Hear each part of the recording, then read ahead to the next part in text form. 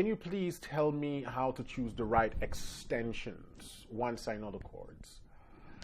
So extensions are usually predictable, right? Like, for example, if I'm playing a dominant 7 chord, my options for extensions are 9th,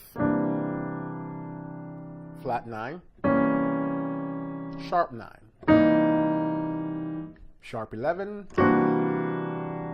13th, or I can play all of those. 13 sharp 11, 13 sharp 9, 13 flat 9. Those are really the options you have on a dominant 7 chords. Those are the extensions you can add. Generally, the extension is going to be based on what's going on, the melody. Ideally, when you're using a dominant 7 chord, it's better to use extensions on the passing or at a part where the singer isn't singing, right? It's also important to note that if you're new to extensions, it's best to work with diatonic extensions first before getting into altered extensions. What I mean by diatonic extension is that the extended note belongs to the chord. So if I play a G13th in the key of C, all the notes in this chord belongs to the key of the key of C. This is what I called a diatonic extensions. There's no alteration. Once I start adding black keys, then it becomes altered extensions. Those chords, when you start altering, it creates more dissonance, which means you got to kind of know what you're doing so those dissonances resolve nicely.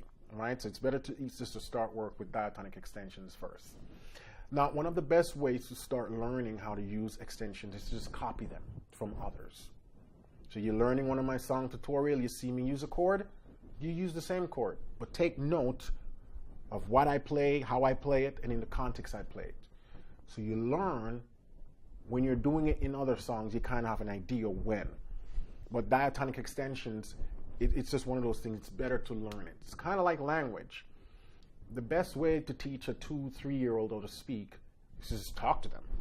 And then they'll just start copying you. But they're not just copying you, they're listening for how you use certain words, when you use certain words, the context, the inflection of how you use certain words. Yeah, a 2-3-year-old, they're smart enough. That's how they learn how to speak. That's how we all learned how to speak. And then once they start to develop their own vocabulary, then they'll be able to start use words in their own voice. So the best way to learn how to use these advanced chords is just copy them from others.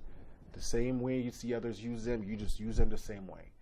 Because that's how you're going to know when it works and how it works, right?